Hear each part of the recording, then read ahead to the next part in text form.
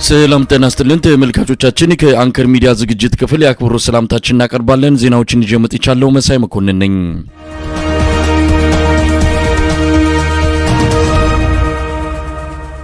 በአዲስ አበባ አፈናውና አፈሳው ተጠናክሯል። የአገዛዙ የደህንነትና የጸጥታ ግብረ ኃይል ሰሞኑን እንዳስታወቀው 5000 የከተማዋ ነዋሪዎችን በሁለት ቀናት ውስጥ አስሯል። የአንከር ሚዲያ ምንጮች ቁጥሩን ከተጠቀሰው በብዙ እጥፍ የሚልቅ መሆኑን ይገልጻሉ። የሞባይል ጥገና ሱቅ ያላቸው ባጃጅ አሽከርካሪዎች፣ በተለያዩ አነስተኛ የጎዳና ላይ ንግዶች የተሰማሩ ወጣቶች በብዛት እየታፈሱ ወደ ማጎሪያ እስር ቤቶች መወሰዳቸውን ያገኘነው መረጃ ያመለክታል። ታፍነው የተወሰዱት የከተማዋ ነዋሪዎች መዳረሻቸው ከወታደራዊ ማሰልጠኛ ካምፖች እንደሆነም ነው እየተገለጸ ያለው። በከፍተኛ ማህበራዊ፣ ኢኮኖሚያዊና ፖለቲካዊ ጭቆናዎች መፈናፈኛ ያጣው የአዲስ አበባ ሕዝብ በጅምላ ከፍተኛ ቁጥር ያለው ነዋሪ እየታሰረ መሆኑ እየተነገረ ነው። ወጣቶች በሰቆቃ የሚኖሩባት፣ በሰላም ወጥቶ መግባት አስቸጋሪ የሆነባት፣ በስርዓቱ የጸጥታ ኃይሎች ወከባና እንግልት፣ ድብደባና ማንነትን መሰረት ያደረገ ዘለፋ ነዋሪው ከፍተኛ ምሬት ውስጥ የገባባት ከተማ ሆናለች አዲስ አበባ። በቅኝ ግዛት መዳፍ ስር እንዳለ ህዝብ መብቱ ተነጥቆ ክብሩ ተዋርዶ እንዲኖር የተፈረደበትም ሆኗል። በማፈናቀል ነዋሪው ከከተማው እንዲለቅ እየተደረገም ነው። ታሪካዊ ቅርሶች፣ ጥንታዊ አሻራዎች እየፈረሱ እንደሆነም መረጃዎች ያመለክታሉ። ወንጀል ተበራክቶባታል። ሰው በየዕለቱ ይገደልባታል። ረሃብ ሰተት ብሎ ገብቶባታል አዲስ አበባ። ባጭሩ አዲስ አበባ ጭንቅ ጥብብ ብሏታል። ለመሆኑ የሰሞኑ አፈሳና አፈና መነሻው ምንድን ነው? የዘውትር ተባባሪያችንን አነጋግሬዋለሁ።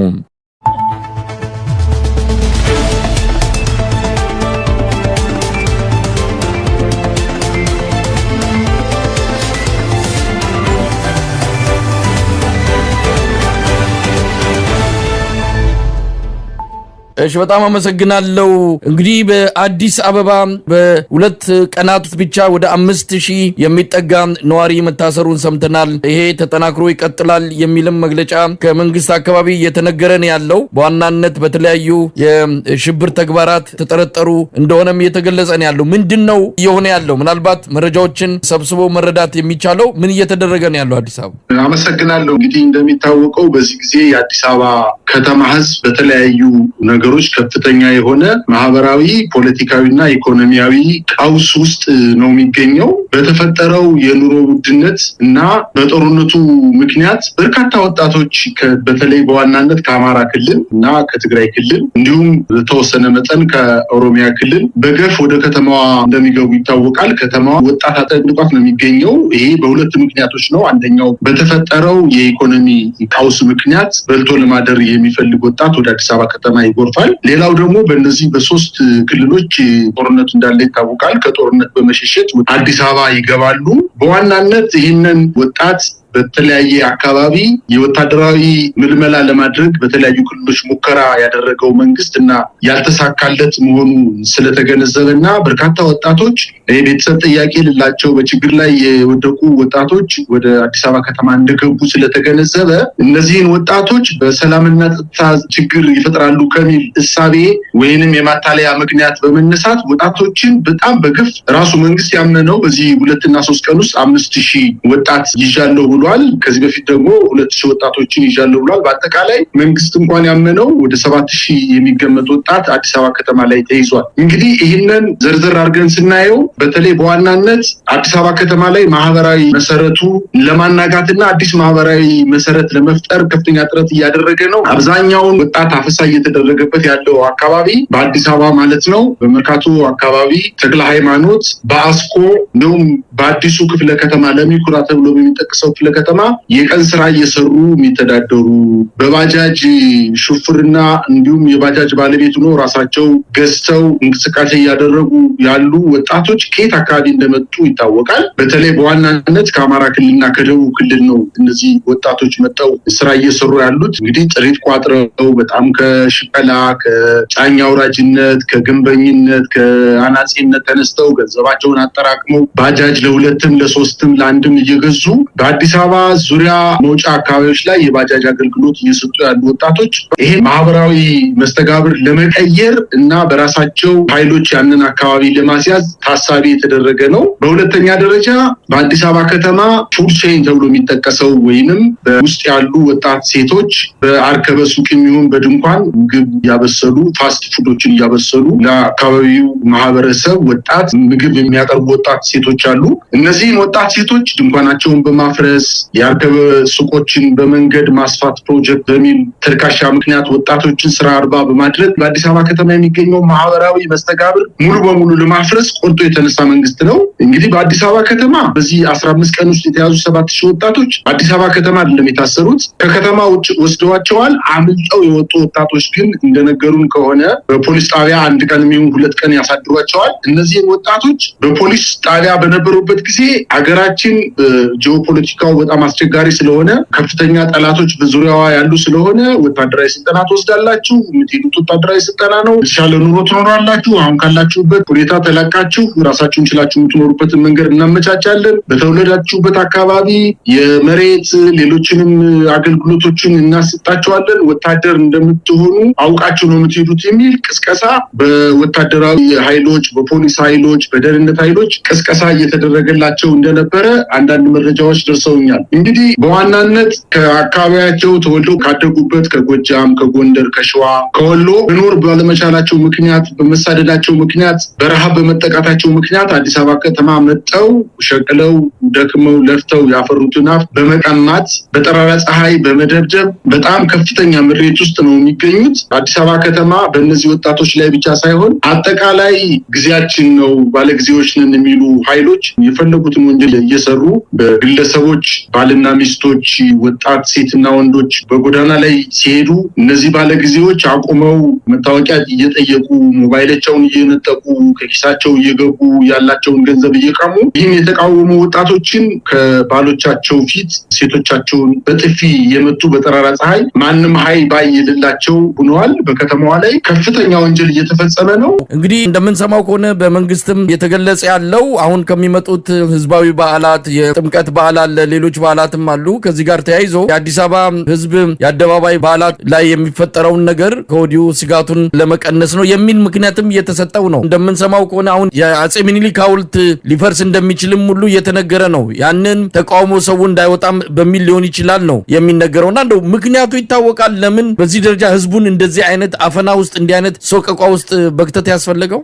እንግዲህ በዋነኝነት ትልቁን ምክንያት ሊወስድ የሚችለው ዋነኛ ምክንያታቸው በአማራ ክልልም በተደረገው ጦርነት አንዳንዱ መረጃዎች እንደሚጠቁሙት ከሆነ ከ50 እስከ 60 ሺህ የሚሆን ሰራዊት ሙቶባቸዋል፣ ቆስሎባቸዋል። ከመከላከያ ሰራዊት ቀርቶ ፋኖን ተቀላቅሎባቸዋል እና ከፍተኛ የሆነ የሰራዊት መመናመን፣ የመዋጋት ሞራል ማጣት፣ የሎጂስቲክስ አቅርቦት በመከላከያው ላይ ገጥሞታል። መከላከያውም እንደገና በአዲስ መልክ ለማደራጀት የአማራ ተወላጆችን በአማራ ለማስፈጀት የአማራ መከላከያ ኃይሎችን በመከላከያ አሰልጥኖ በማስገባት ወደ አማራ ክልል በማዝመት የአማራ አካባቢ የሚንቀሳቀሱ የፋኖ ኃይሎችን እርስ በርሳቸው ለማፋጀት ነው የሚል እምነት ነው ያለኝ። እነዚህ የሃይማኖት በዓላትን በተመለከተ ለዘመናት የጥምቀትም ይሁን ሌሎችም የአድዋ በዓላት ላይ በአዲስ አበባ ከተማ ላይ የፖለቲካዊ ግጭት ተፈጥሮ አያውቅም። በሰላም ተጀምሮ በሰላም የሚጠናቀቅበት ሁኔታ ነው የነበረው። እሱ የሽፋን ምክንያት እንጂ ዋነኛ ምክንያት ነው ብዬ አላምንም። ሁለተኛውና ዋነኛው ምክንያት በአዲስ አበባ ከተማ ላይ የጀመሩት ትልልቅ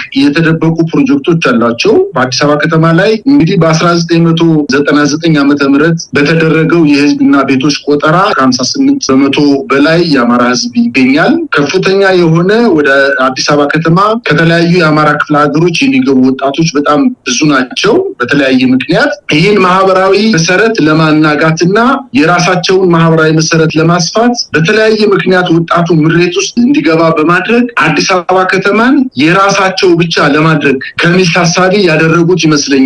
ይሄ እንግዲህ ዛሬ እንደሰማነው ከሆነ አንድ የውጭ ሀገር የፎቶ ጋዜጠኛ እንደተናገረው ከሆነ የሚኒሊክን ሐውልት አፍርሶ ቶታሊ የኢትዮጵያውያን ብቻ አይደለም፣ የአፍሪካውያን ብቻ አይደለም፣ የጥቁር ህዝቦች የነጻነት ምሳሌ ሐውልት ነው። ይህን ሐውልት የኦሮሞ ባላባቶች፣ የጉራጌ ባላባቶች፣ የአማራ ባላባቶች፣ የትግሬ ባላባቶች ለኢትዮጵያ ነጻ ነጻነት ባደረጉት ተጋድሎ በመሪነት ተሳትፎ ውጤት ያመጣ ቢሆንም ነገር ግን የዓለም ጥቁር ህዝቦች በነጮች ያለመሸነፍ ምልክት መሆን ሲገባው የበለጠ መንከባከብ ሲገባው ሐውልቱን ብቻ ሳይሆን ትልልቅ አዲስ አበባ ከተማ የሚገኙ ታሪካዊ መሰረት ያላቸው ቤቶችን ታሪካዊ ቦታዎችን በማፍረስ አጠቃላይ የአንድ አካባቢ ወይም የአንድ የስርዓቱ ደጋፊ የሆኑ መሰረትን ለመገንባት ተብሎ ታስቦ የተደረገ ነገር ነው ብዬ ነው ማስበው። እንግዲህ እነዚህን የአዲስ አበባ ከተማ ማህበራዊ መሰረትን በመቀየር የሚመጣ ለውጥ አለ ብለው የሚያስቡ ከሆነ እንግዲህ የአዲስ አበባ ህዝብ በአጭር ጊዜ ውስጥ የምናየው ነገር ነው የሚሆነው። ውጤቱን እጅግ በጣም ተማሯል፣ በጣም ተሰላችቷል፣ በጣም ከፍተኛ በደል እየደረሰበት ነው። ይሄንን በአጭር ጊዜ ውስጥ መልሶ መከላከል የሚችልበት አደረጃጀት ፈጥሮ ይታገላል የሚል እምነት ነው ያለው። እንግዲህ አሁን ባለው ሁኔታ ሰሞኑን ነው አፈናው እስሩም እየተካሄደ ያለው። ምናልባት ብዙ ሰዎች የሚጠብቁት ነገር አለ። አዲስ አበባ ብዙ ነገሮችን አጣለች። ብዙ ነገሮች ሲሆኑ ህዝቡ በትዕግስት ይሁን በፍርሃት በስጋት የምናውቀው ነገር የለም። ግን የአብይ አህመድ አገዛዝ የሚፈልገውን ሁሉ እያደረገ ነው። በቀደም ተከተል በትምህርት ቤቶች ላይ እየፈጠረ ያለው ጫና ያኔ ተቃውሞ ነበረው የመዝሙሩና የባንዲራው ጉዳይ። አሁን ደግሞ ቋንቋውን በግድ ተማሪዎች እንዲማሩ የግል ትምህርት ቤቶች ይህን ካላስተማሩ እንዲዘጉ እንዲህ አይነት ነገር እየተደረገ ነው። የግዕዝ ትምህርት የሚያስተምሩ ትምህርት ቤቶች እንዲያስቀሩት ወይም ግዕዝን እንዲያስወግዱ አስደርገዋል። እንደዚህ አይነት ጫናዎች ሲፈጸም መንግስት ሰራተኞች በፈተና ላይ ተቀምጠው ሌላ የሚፈልጉትን ሰው በዛ ቦታ በዛ መደብ ለመቅጠር እየተደረገ ያለው እንቅስቃሴ በግብር ዙሪያ የሚደረገው አጠቃላይ ጭቆና ይሄን ሁሉ የአዲስ አበባ ህዝብ አሜን ብሎ ተቀብሏል። አሁን ደግሞ ሌላውን ትልቁን ምልክቱን ሊያጣ የሚችልበት ሁኔታ እየተፈጠረ ነው። አፈናው እስሩም ከዚህ ጋር የተያዘ ነው የሚል ነገር እንሰማለን። እንደው ህዝቡ ምን እያለ ነው? ይህንን ነገር በጋራ ሆኖ እንደመመከት በጋራ ሆኖ ድምጹን እንደማሰማት እስካሁን አገዛዙ ለሚያወጣቸው የተለያዩ ጭቆናዎች አሜን ብሎ የመቀበል ሁኔታ ነው ያለው የሚል ነገር ነው የምንሰማው። ይህን እንዴት ታዩታላችሁ? በአዲስ አበባ ከተማ ከዚህ ከ2 ዓመት በፊት ከአማራ ክልል የሚመጡ የህብረተሰብ ክፍሎች ወደ አዲስ አበባ ከተማ እንዳይገቡ ከሚል የተነሳው ዛሬ ወደ የቤታችሁ እንዳትገቡ የሚል አልፎ ተርፎ ወደ አማራ ክልል ባህር ዳር ከተማን እየተመለከትከው በዜና እየተመለከትከው እንደሆነ ከባህር ዳር መታወቂያ ከያዙ የህብረተሰብ ክፍሎች ውጪ በዙሪያው ያሉ የአዴት፣ የመራይ፣ የአቸፈር እንዲሁም በደብረ ታቦር አካባቢ ባለው በጎንደር አካባቢ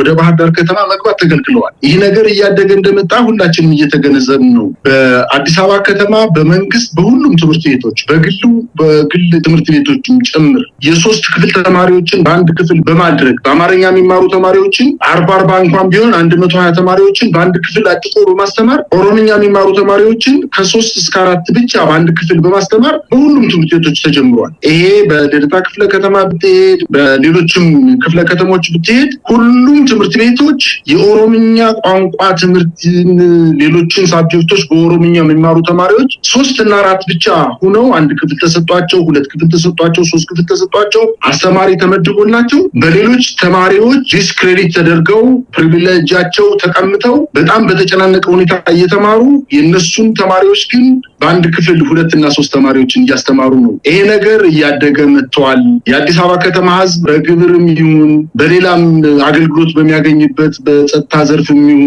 በትራፊክ ማኔጅመንትም ይሁን በሌሎችም ማህበራዊ አገልግሎትና ኢኮኖሚ አገልግሎቶች በሚያገኙበት ቦታ ላይ ከፍተኛ በደል እየተፈጸመበት ነው። ነገር ግን የአዲስ አበባ ከተማ ወጣት አልተደራጀም። በእያንዳንዱ ቤት ብንሄድ በእያንዳንዱ መንደር ሰፈር ብንሄድ ቁጭቱን ብሽቀቱን እየተመለከትን ነው። ይሄን ቁጭትና ንዴት መበደል ወደ ግብአት በመቀየር ወጣቱን በማደራጀት መታገል እስካልተቻለ ድረስ አሁንም የነበረው ጭቆና እየጨመረ ከቤታችሁ አትግቡ ከዛ በኋላ ደግሞ ከአዲስ አበባ ከተማ ውጡ መባላችን አይቀርም። ይሄ በቅርብ ቀን የሚሆን ነገር ነው። እያየን ነው ምልክቱ። በአዲስ አበባ ከተማ ላይ አንድ ቋንቋ ተናጋሪ ማህበረሰብ የበላይነቱን እየያዘ ነው። ምናልባትም የፖለቲካ ዓላማ ያላቸው በሌሎች ብሔረሰቦች ላይ ጭቆና እየተፈጸመባቸው ነው። ፈተናውን መውሰድ ይቻላል። ፈተና ከተፈተኑ በኋላ በፈተናው ዘበኛ እስከ ስራ አስኪያጅ ድረስ አንድ አይነት ጥያቄ ተጠይቀው አንተ አልፈሃል አንተ ወድቀሃል ለማለት ሳይሆን አሁንም የሌላ ቋንቋ ተናጋሪ ማህበረሰቦችን አማሮ ምክንያት ፈልጎ ከስራ አባሮ ስራ አጥ ለማድረግና ወደ ክልሉ እንዲመለስ ለማድረግና በአጠቃላይ አዲስ አበባ ከተማን ዩኒፎርም ለማድረግ እነዚህ ሃይብሪድ የሆነው ሄትሮጂነስ የሆነው ማህበረሰብ ወደ ሆሞጂነስ ማህበረሰብ ለመቀየር ከፍተኛ ሴራ እየተሰራባት ያለች ከተማ ናት። ነገር ግን በእያንዳንዱ ቤት በእያንዳንዱ መንደር ያለ ቁጭትና ብሽቀት በአጭር ጊዜ ውስጥ ወጣቱ ተደራጅቶ ባገኘው አጋጣሚ ሁሉ ይሄን ስርዓት ለማስወገድ እንቅስቃሴ ያደርጋል የሚል እምነት ነው ያለኝ። እንግዲህ በሰፋ ባለመልኩ ነው የሰሞኑን የአውደ ውጊያ ብሎችን በዝርዝር የገለጽክልን። የአብይ አህመድ አገዛዝ ይህን ያህል መጠነ ሰፊ ወታደራዊ እንቅስቃሴዎች በሚደረግበት በሰሜኑ የኢትዮጵያ በተለይ በወሎና ጎንደር በጎጃም ያለውን ሁኔታ በተመለከተ ከማይደብቅበት ደረጃ የደረሰ ይመስላል። የጀርመን ድምፅ ሬዲዮ የዘገበው ምናልባትም የፋኖች የጥቃት አድማስ እየሰፋ መምጣቱን ከተሞች መቆጣጠራቸው በትክክልም በገለልተኛ ሚዲያዎች በሚባሉት በነ ጀርመን ድምፅ ሬዲዮ ጭምር እየተረጋገጠ መምጣቱ የአብይ አህመድ አገዛዝ የኢትዮጵያን ሕዝብ እያደናገረ የፋኖችን አለመኖር ለመግለጽ በሚል የሚጠቀማቸውን የተለያዩ ትርክቶችን ከዚህ በኋላ የሚቀበለው ሊኖር እንደማይችል በሚገባ የታየበት አጋጣሚ ነው ማለት እንችላለን። አሁንም የሉም ጽንፈኞቹ የሉም የሚል መከላከያ ነው የአገዛዙ ምክትል ቃል አቀባይ የገለጹት። ለማንኛውም በአጠቃላይ ይህንን ተከትሎ የድሮን ጥቃት መሰንዘር ነው አገዛዙ በቀጥታ የገባው ጭካኔ እርምጃዎችን መውሰድ ነው። ሰሞኑን ሲዘገብ እንደነበረውም አማራ ፋኖ ታጋይ ሴቶችን ከማረካቸው ወይም ከገደላቸው በኋላ ጡት መቁረጥ፣ ሰውነታቸውን መተልተል እንዲህ አይነት እርምጃዎችን መውሰድ ጀምረዋል። ህጻናትን ጨምሮ ሰላማዊ ዜጎችን በድሮን መምታት ጀምረዋልና የተስፋ መቁረጥ ስለመሆኑ በተለያዩ ገለልተኛ አካላትም እየተገለጸ ይገኛል። ምን ማለት ይቻላል? መሳይ ይሄ ነገር ከአንድ ሳምንት በፊት ነው የድሮን አሰሳ ማድረግ የጀመረው። በተለይ በራያ ቀጠና ቆቦ ዙሪያ ግንባር ጮቢበር በተባለ ቦታ ላይ የአገዛዙ ጦር በጣም በከፍተኛ ደረጃ ተመቶ ከተበተነ በኋላ በዚች ከተማ ላይ ብቻ ራሱን ወስኖ ተቀምጦ፣ ነገር ግን የአንዲት እንስት ፋኒት ትዕግስት ወዳጆ የምትባል የኮማንዶ አባል መገደሏን ተከትሎና የአንድ ጡቷ ተቆርጦ በአደባባይ አውራ ጎዳና ላይ መጣሏን ተከትሎ በአካባቢው ማህበረሰብ ዘንድ ከፍተኛ ቁጣ ተቀስቅሷል። እነሱ ያሰቡት መንግስት ያሰበው ምንድን ነው? የአማራን ህዝብ ድጋፍ የአማራ ፋኖን ድጋፍ እየሰጠ ያለው የአማራ ህዝብ ነው። ጫካ ከደበቀው ሰው የደበቀው አይገኝምና ስለዚህ ከማህበረሰቡ መነጠል አለብን፣ ማህበረሰቡ መቃኝ መረረኝ ብሎ ወደ ሽሽት እንዲሄድና ለፋኖ ኃይሎች ድጋፍ እንዳይሰጥ ለማድረግ የማሸማቀቅ ስራ ለመስራት በቅድ የተነደፈ አዛዦች ማረጋገጫ የሰጡበት እስኪመስል ድረስ በተለያዩ አቅጣጫዎች የተጠና የሴቶች ታጋዮችን አስሎ በመያዝ በመግደልና ጡታቸውን በመቁረጥ ከፍተኛ ጭካኔያዊ ተግባር የፈጸመ መሆኑና አሁንም ይሄ ተግባር የፋኖ ኃይሎችን ወደኋላ ግንባራቸውን አጥፈው ወደኋላ ሊመለሱ ባለመቻሉ በተለይ አቧሬ፣ በዚህ በቆቦ ቀጠና አቧሬ፣ አርቢት፣ ጨፌ ሜዳ፣ አማንያ፣ ዳሞ፣ ዳኖ፣ ጮቤበር፣ ቀመሌ ተክለ ሃይማኖትና ቀለበት፣ ሆርማት፣ ዋሳ፣ አሳ መምቻ፣ አረፋ ጊዮርጊስ፣ ካኩለሽ በሚባሉ አካባቢዎች ከፍተኛ የድሮን አሰሳ ማድረግ ከጀመረ 3 ቀናት ሆኖታል። ነገር ግን የፋኖ ኃይሎች የሚገርመው ነገር ከልምዳቸው በመነሳት የድሮን እንቅስቃሴ በሚደረግበት ሰዓት ልክ እንደ ጅዝም ድምፅ እየሰሙ ከራሳቸው የወታደራዊ አቅማቸውን እያዳበሩ ራሳቸውን እየበተኑ የድሮን ጥቃት እንዳይደርስባቸው ማድረግ ልምድ በማካበታቸው የአገዛዙ ጦር መሸነፉን በዋናነት ሊያሳይ የፈለገው በሲቪሉ ነዋሪ ላይ በመሆኑ አሁን በዚህ 24 ሰዓት ውስጥ የተደረጉት ከ20 በላይ የድሮን ጥቃቶች ሲቪሊያንን ነው የተመቱት። የጤና ተቋማት፣ ትምህርት ቤቶች፣ የሃይማኖት ተቋማት እና በገጠር አካባቢዎች ደግሞ የግለሰብ ቤቶችን በመምታት ቤተሰቦቻቸው ውጊያ ስለሚደረግ በቤት ራሳቸውን አቅበው የነበሩ እናትና ልጆችን ጨምሮ በርካታ ንጹሃን ሰዎችን እየገደለ ነው የሚገኘው። ነገር ግን ይሄ ግድያው የአማራ ህዝብን ለፋኖ ከሚያደርገው ድጋፍ ወደኋላ የሚመልሰው አይደለም። እንዲያውም በጋሸናና አሁን በጠቀስኩልህ ከተሞች አካባቢ የፋኖ ኃይሎች ራሳቸውን ችለው እየተዋጉ ባለበት ሰዓት የከተማው አባት አርበኛ፣ የከተማው ወጣት፣ የከተሞች በሙሉ ጎልማሳው ሳይቀር የቃታ ብረቱን እያያዘ ከፋኖ ኃይሎች ጋር እየተቀላቀለ እንደሚገኝ ነው መረጃዎች የደረሱኝ። ይህን ተከትሎ መሳይ በዋግምራ አካባቢም በትናንትናው ዕለት ጋዝጊብላ በሚባል ወረዳ ላይ የፋኖ ኃይሎች በሰነዘሩት የማጥቃት እንቅስቃሴ አስ የምትባል እጅግ በጣም ጠንካራ ወታደራዊ ምሽግ የነበረችውን ከተማና ሐሙሲት የምትባለውን የሰቆጣ አካባቢ የምትገኝ እጅግ በጣም ከፍተኛ ጠቀሜታ ያላትና ከትግራይ ከጎንደር እንዲሁም ከወሎ ጋር ታዋስናለች ተብሎ የምትገመተውን ሐሙሲት ሸዋሮቢት ከተማን የፋኖ ኃይሎች ተቆጣጥረዋል። በዚህ ውጊያ የአገዛዙ ጦር የከተማዋን የአካባቢውን ሚኒሻ፣ አድማ ብተና እና ሌሎችም ፖሊስ ኃይሎችን አሰባስቦ ውጊያ የከፈተ ቢሆንም የፋኖ ኃይሎች በጥቂት ቁጥር ይህን በመበተናቸው እገዛ ይደረግልኝ በማለት እንግዲህ ከህወሓት ኃይሎች የተገነጠሉ ከዛ አካባቢ ራሳቸውን በጫካ ደብቀው የነበሩ ኃይሎችን ከመከላከያና ከአድማ ብተና ጋር ራሳቸውን ቀላቅለው ከፍተኛ ውጊያ ቢደረግም የፋኖ ኃይሎች ይህንን ኃይል ድምር ኃይል መጥቶ ከአካባቢው በማባረር ከፍተኛ ድል ማግኘታቸውን አስታውቀዋል። አጠቃላይ በተለይ በጌታቸው ረዳና በጀነራል ጻድቃን ገብረትንሳኤ የሚመራው በአፋር አካባቢና በሰቆጣ አካባቢ ራሱን ነፃ መሬት በማለት እና የትግራይ ነፃ ኃይል የሰላም ኃይል በማለት ራሱን እያደራጀ የሚገኘውና የፌዴራል መንግስቱ ድጋፍ የሚሰጠው ኃይል ከፌዴራል የመከላከያ ሰራዊትም እንዲሁም ከአካባቢው የአድማ ብተና ኃይሎችና ከሚሊሻ ከፖሊስ ጋር አብሮ በውጊያ ላይ መዋሉ እጅግ በጣም የሚገርምና የሚያስተዛዝብ ነገር ነው። ነገር ግን ይሄ ውጊያ በአጠቃላይ የትኛውም ኃይል ቢመጣ የአማራ ህዝብ አንዴ የነብሩን ጭራ ይዞታልና ወደኋላ የሚመለስበት አይደለም። ምክንያቱም የነብሩን ጭራ ከለቀቀው ነብሩ ምን ሊያደርገው እንደሚችል ስለሚታወቅ የነብሩን ጭራ ይዞ ገደል ከከተተ በኋላ ማረፍ ብቻ እንደቀረው አውቆ ከፍተኛ ትንቅንቅ እያደረገ እንደሆነ ነው መረጃዎች የሚያመላክቱት። በጎጃም አካባቢ እንዲሁ መሳይ ቡሬ ዳሞት አካባቢ ከቡሬ ከተማ በቅርብ ርቀት የምትገኘው ከተማ የቁጭን ከተማ ወደ ወለጋ የምትወስድ መንገድ ናት። ቁጭ የምትባለው ከተማ እዚች ከተማ አካባቢ በሽንዲ እና ቡሬ ዙሪያ የሚገኙ ፋኖች የቁጭን ከተማ የፋኖ ኃይሎች አጥቅተው የመከላከያ ሰራዊቱ ምሽግ ደርምሰው በመግባት ከተማዋ ሙሉ በሙሉ ተቆጣጥረዋታል። አሁን ከተማዋን በፋኖ እጅ መውደቋን ተከትሎ በቡሬ አካባቢ ያለው የመከላከያ ሰራዊት ራሱን በምሽግ አድርጎ የፋኖ ኃይሎችን መምጣት እየተጠባበቀና በከፍተኛ ስጋት እንደሚገኝና የቡሬ ከተማ ነዋሪ ወደ ቤቱ ገብቶ ራሱን ከጥቃት ለመከላከል ጥረት እያደረገ እንደሆነ ነው መረጃዎች የሚያሳዩት። በአጠቃላይ ሰራዊቱ በአማራ ክልል ለአንዴና ለመጨረሻ እያለ 10 ጊዜ እየተበተነ እጅ እየሰጠ መሳሪያውን ለፋኖ ኃይሎች እያስታጠቀ የፋኖ ኃይሎችን በማደራጀቱና በማስታጠቁ ምክንያት አሁን የሌላ ኃይሎችን የትግራይ ኃይሎችን ከኔ ጋር አግዛችሁ ግጠሙኝ በማለት አግዙኝ በማለት እንዲሁም ለበርካታ ጊዜ ምናልባትም የኦሮሚያ ክልል ፕሬዚዳንት እንደተናገረው ጥሬ ስጋ ስናበላው እና ስንቀልበው የነበረውን ኃይል እንለቅበታለን ብሎ በተናገረው መሰረት በአማራ ክልል ሂዷል። ይሄ ኃይል ሂዶ ከፍተኛ የሆነ ሽንፈት ደርሶበታል። እውነት ለመናገር በዚህ ሽንፈቱ ደግሞ ተበሳጭቶ በአማራ ክልል ታይቶም ተሰምቶም የማይታወቅ የሴቶችን ጡት እየቆረጠ ምናልባትም ወንዶች እስካሁን ድረስ እጅ ስላልሰጡ ነው እንጂ ምናልባት በምርኮ ወንዶችን ቢይዝ ብልታቸውን እየቆረጠ የመቀጣጫ ለማድረግ ከፍተኛ ጥረት እያደረገ ነው። ነገር ግን የፋኖ ኃይሎች እጃቸው ላይ ያለውን እሳት ተጠቅመው ይህን የመጣ የጉግ ማንጉግ ስርዓት ከፍተኛ መከላከልና